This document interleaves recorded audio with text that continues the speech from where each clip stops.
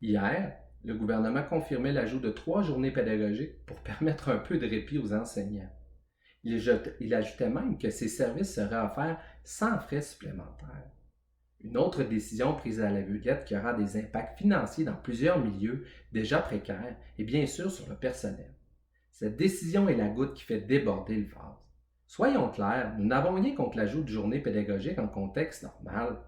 Mais Monsieur le ministre, êtes-vous conscient de tout ce que ça implique en temps de pandémie? Avez-vous visité les écoles depuis?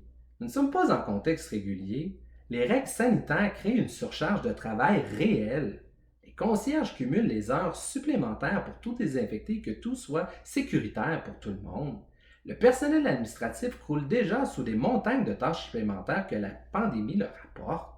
Les éducateurs sont dans des conditions qui dénaturent le travail à accomplir, à commencer par la gestion des bulles de classe, qui est très difficile à faire respecter, voire même impossible dans certains milieux.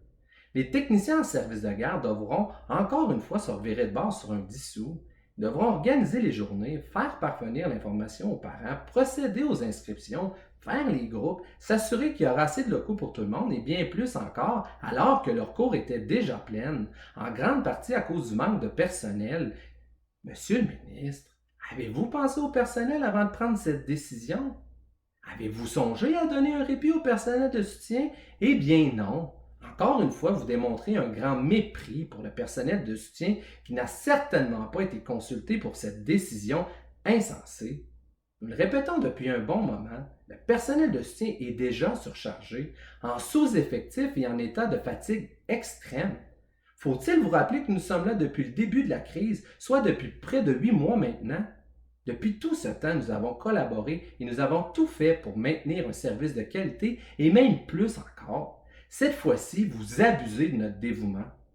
Chers membres, la situation a assez duré. Nous tiendrons une action de visibilité le 5 novembre sous le thème On nous prend vraiment pour des clowns.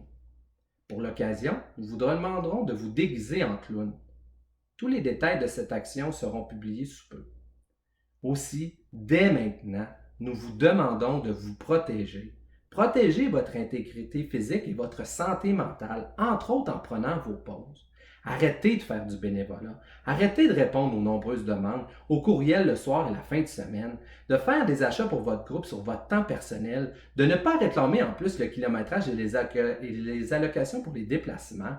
Au nom du conseil exécutif, je tiens à souligner les travailleuses et les travailleurs qui tiennent les services publics à bout de bras, particulièrement en santé. Bien sûr, une pensée spéciale à nos collègues du réseau de l'éducation, mais particulièrement à vous, chers membres du personnel de soutien. Au nom de l'équipe, nous tenons à souligner tout ce que vous avez accompli depuis le début de la crise. Souvenez-vous, vous êtes essentiels en éducation. Les dommages que nous devions encore une fois le rappeler au gouvernement.